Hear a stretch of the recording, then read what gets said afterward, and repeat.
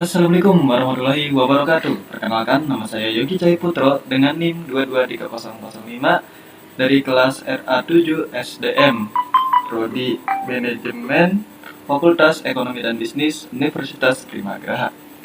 Jadi kali ini saya akan membawakan materi tentang analisis implementasi OKR di Google Corporation. Tugas ini saya buat untuk memenuhi tugas ujian akhir semester saya di mata kuliah Manajemen Kinerja dengan dosen pengampur atau Ayu Primi Rakmania Soejarmaja SHUM MMCTCH. Ini biar ada saya. Oke, kita langsung masuk ke materinya. Analisis implementasi OKR di Google Corporation. Google merupakan perusahaan multinasional asal Amerika Serikat dan menjadi salah satu perusahaan teknologi terkemuka di dunia karena inovasi dan teknologi canggihnya. Selain itu, mereka juga dikenal karena kesejahteraan karyawan yang sangat diperhatikan, gaji yang kompetitif, dan berbagai fasilitas yang disediakan membuat Google menjadi salah satu tempat kerja impian bagi banyak profesional. Bahkan gaji karyawan bisa mencapai ratusan juta rupiah per bulan. Tidak heran jika banyak orang yang ingin bekerja di Google karena hal tersebut. Ini masih ditambah dengan tunjangan yang diterima karyawan, peluang mengembangkan karir, membangun jaringan dengan para profesional lintas negara sehingga kesempatan memberi kontribusi bagi banyak orang.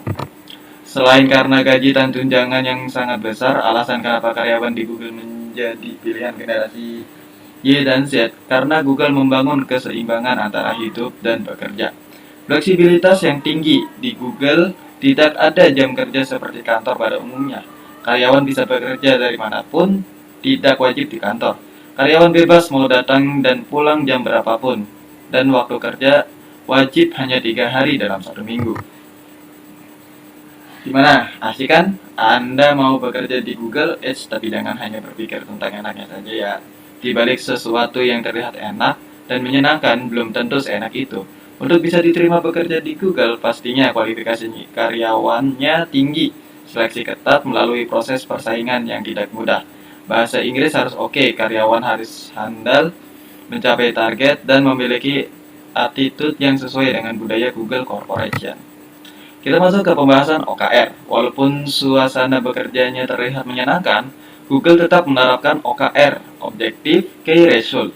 OKR adalah sistem goal setting dan executing di Google dan menjadi salah satu metode pengukuran manajemen kinerja. Google menerapkan metode ini saat raksasa teknologi ini belum berusia genap 1 tahun. Adalah John Doerr, investor Google yang memperkenalkan metode ini. Hasilnya, Google tumbuh dengan pesat hingga seperti sekarang. Sesuai dengan namanya, OKR terdiri dari 2 komponen utama yaitu objektif O atau tujuan, Key Result KR atau target. Jika karyawan dilibatkan dalam menetapkan tujuan dan selanjutnya menyiapkan target dan mengeksekusinya. Kita masuk pembahasan OKR dengan format 5W1H. What? OKR adalah sebuah kerangka kerja manajemen kinerja yang digunakan Google untuk menetapkan tujuan yang ambisius bersama hasil utama yang terstruktur. OKR membantu menyelaraskan fokus seluruh tim pada prioritas yang sama, memantau progres, dan memastikan akuntabilitas. OKR di Google berfungsi untuk, yang pertama, menentukan apa yang ingin dicapai. Yang kedua, mengukur bagaimana keberhasilan itu dinilai. Why? Mengapa Google menggunakan OKR?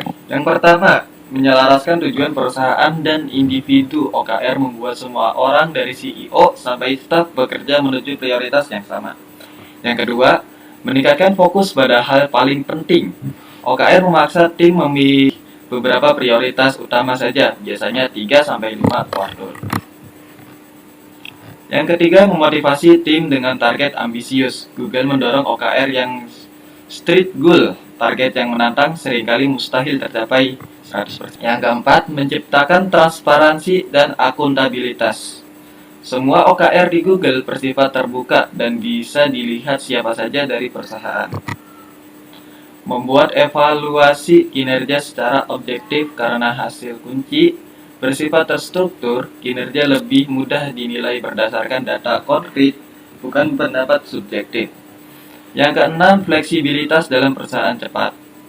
OKR dibuat triwulanan sehingga Google bisa cepat menyesuaikan prioritas jika ada perusahaan atau teknologi. Yang ketujuh, memacu inovasi dan pertumbuhan dengan menetapkan tujuan yang berani. Google mendorong karyawan untuk yang pertama berpikir kreatif, yang kedua mencoba pendekatan baru, dan yang ketiga tidak takut gagal selama belajar. Wow, siapa yang menggunakan OKR? Yang pertama, pimpinan tertinggi executive level. CEO sekarang Sundar Pichai dan tim eksekutif menetapkan OKR perusahaan. Tujuan ini bersifat strategis jangka panjang dan menjadi arah utama seluruh organisasi. Yang kedua, manajer dan pimpinan tim.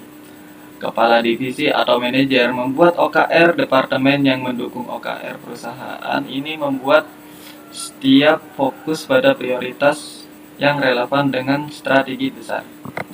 Yang ketiga, tim. Setiap tim kerja seperti engineer, sales, marketing, dan sebagainya menyusun OKR yang lebih detail. OKR ini memecah sasaran besar menjadi langkah-langkah konkret. Yang keempat, individu. Semua karyawan Google juga menetapkan OKR pribadi yang selaras dengan tujuan tim dan perusahaan. Ini membuat kontribusi individu lebih jelas dan terstruktur. Yang kelima, lintas departemen. Karena OKR bersifat transparan, tim lintas fungsi cross-functional teams bisa melihat OKR satu sama lain untuk mendukung kolaborasi. Jadi siapa yang menggunakan OKR?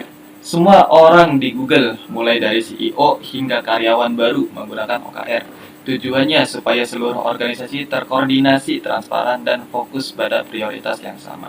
Where? Di mana OKR diterapkan? Yang pertama, semua lokasi Google di dunia. OKR digunakan di semua kantor Google, baik kantor pusat maupun kantor regional. Yang kedua, semua divisi dan departemen. OKR tidak hanya untuk satu tim tertentu, tapi berlaku di semua area fungsional.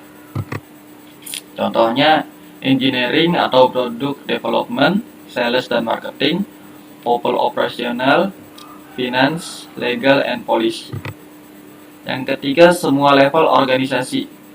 OKR diterapkan secara berjenjang. Satu, level perusahaan, level departemen atau divisi, level tim, dan level individu. Memastikan semua tujuan saling terhubung dan mendukung visi besar Google. Yang keempat, dalam proses kerja sehari-hari, OKR menjadi bagian dari yang pertama, rapat perencanaan kuartal, one-on-one meeting antara karyawan dan atasan, evaluasi kinerja karyawan, alat manajemen proyek internal. When? Kapan OKR dilaksanakan? Yang pertama, setiap kuartal. Google menetapkan OKR setiap 3 bulan sekali, disebut quarterly OKR. Di awal kuartal, setiap tim individu menentukan objektif dan key result baru. Tahunan. Selain OKR kuartalan, Google juga membuat OKR tahunan yang lebih strategis dan berdurasi panjang. Annual OKR membuat perusahaan tetap pada jalur visi jangka panjang. Yang ketiga, awal kuartal, penetapan OKR. Di minggu pertama setiap kuartal, perusahaan, tim, dan individu menyusun dan mengunci OKR.